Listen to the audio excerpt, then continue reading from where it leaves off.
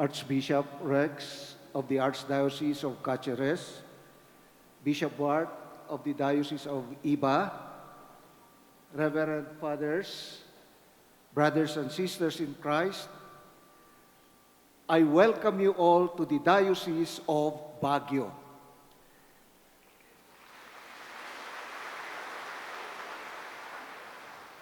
Pero humihingi rin po ako ng pasensya kasi wala kaming aircon.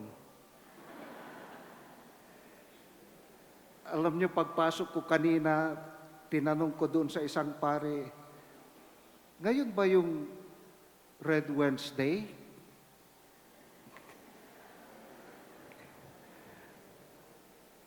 Well, brothers and sisters, ang ibinigay po na topic sa akin ngayon ay Pilgrims on a Journey Called to be Tangible Signs of Hope.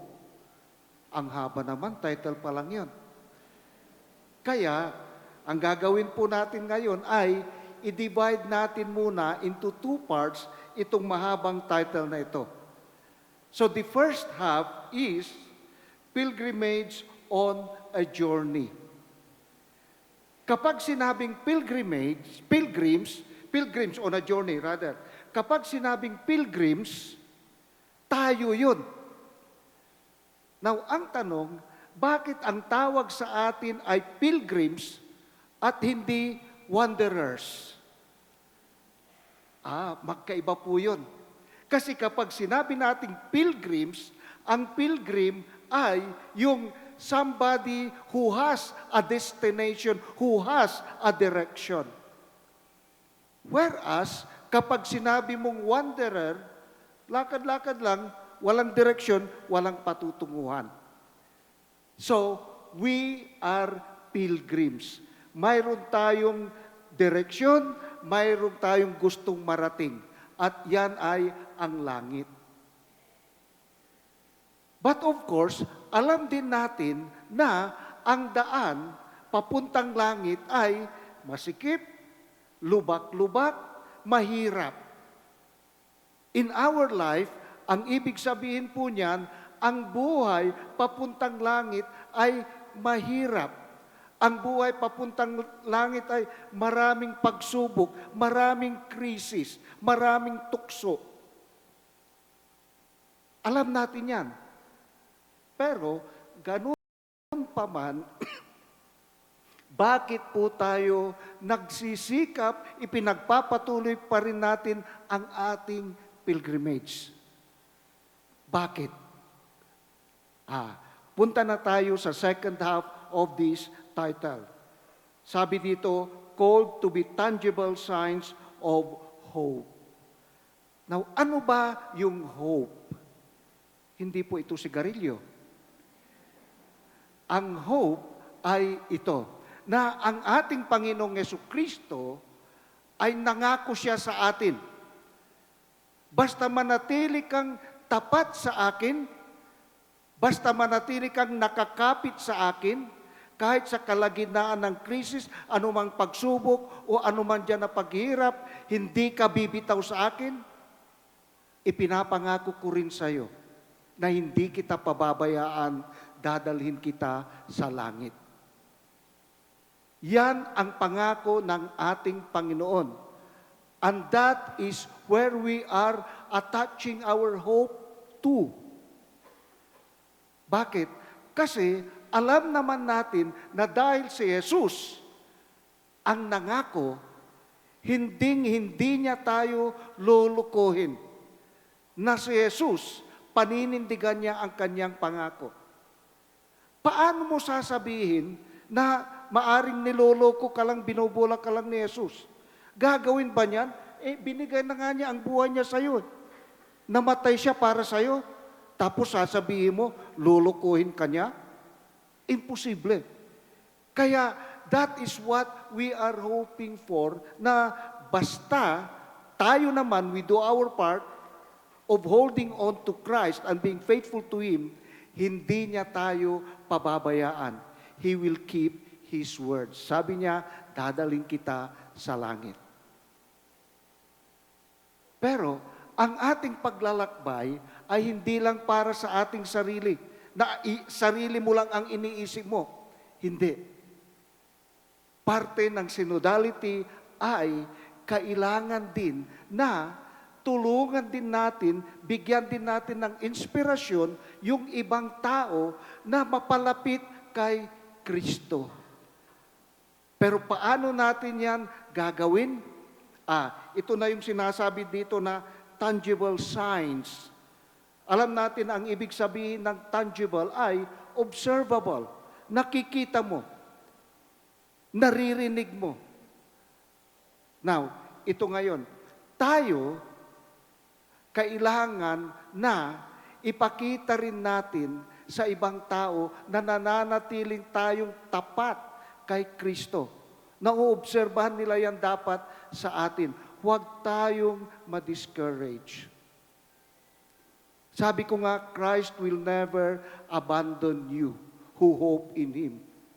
Kaya nga, hope does not disappoint. Of course, alam natin yung istorya ng kwento ng kanta na Footprints in the Sand. Na ayon doon sa istorya, may isang lalaki na sa kanyang panaginip, naglalakad siya sa buhangin sa tabi ng dagat. At napansin niya na may dalawang pares ng footprints. And then eventually, na-realize niya, yung isang pares ng footprints, sa akin yun. Pero yung pangalawang pares ng footprints, kay Jesus Christ. Kasi pala, si Jesus Christ, inaakay niya ako. Hawak-hawak niya ako sa aking paglalakad. And then, eventually, habang papalayo sa kanilang paglalakad, napansin nung tao, bakit iisa na lang na pares ng footprints? Pinabayaan na ata ako ni Jesus. Iniwanan na ata ako ni Jesus. Mag-isa na ako ngayon. Yun ang akala niya. But eventually, nung tinignan niyang mabuti, yung palang naiwan doon na isang pares ng footprints ay footprints ni Jesus. At itong tao ay kinarga ni Jesus na. Kasi sabi ni Jesus, pagod ka na hirap ka na, kaya kakargahin na kita. You see? Yun ang ibig kong sabihin, na for us who hope on the promise of Jesus, will never be disappointed. Hindi tayo pababayaan. But then, ito rin pa, brothers and sisters, katulad ng sinabi ko, sa yung very strong, very firm hope, kailangan din na bigyan mo ng inspirasyon ang ibang tao.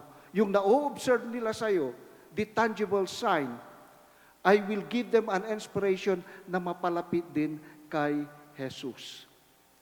And regarding that, let me tell you another story.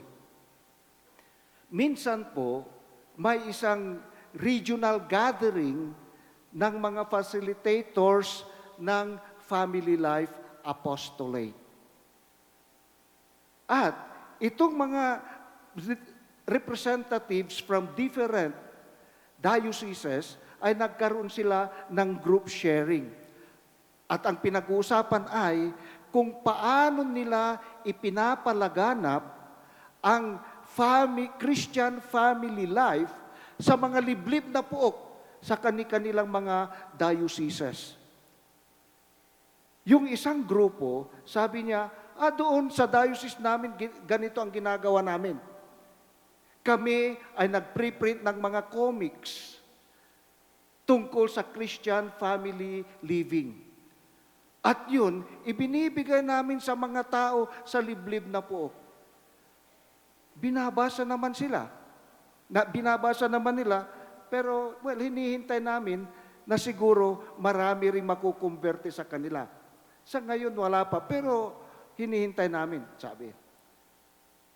Yung isa naman, sabi niya, ay doon naman sa diocese namin, ang ginagawa namin ay, kumukuha kami ng mga expert lecturers at dinadala namin sila doon sa mga liblib na puok at pinagle-lecture namin sila sa mga tao doon about family life. Nakinig naman sila. Well, sa ngayon, wala pa, pero we are hoping na may mga nakonverte.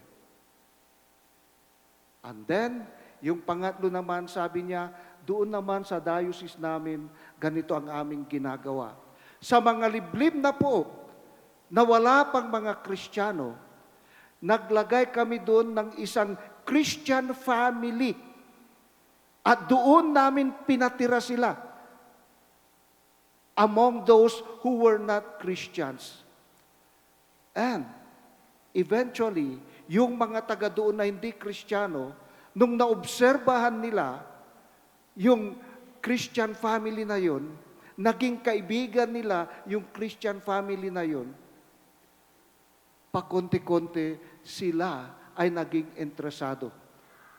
And then sabi pa nila, sa ngayon, mayroon na kaming mga nakukuha na nagpapabinyag into Catholicism. Mayroon na kaming 2 na nagpakasal sa sakramento ng matrimonyo. Why? Because they observe. They have seen, they felt the tangible signs of Jesus Christ. At yan nga ang sinasabi ko, my dear friends. Ganyan din sana tayo. Ang PREX should not be limited to its 4 corners. Tignan din natin, paano kung mahihikayat yung tao doon na wala pang kaalam-alam tungkol sa PREX. Well, preach to them, pero sometimes you don't need words in preaching. The main instrument for preaching with the help of Jesus Christ is by them to observe how we live. Amen.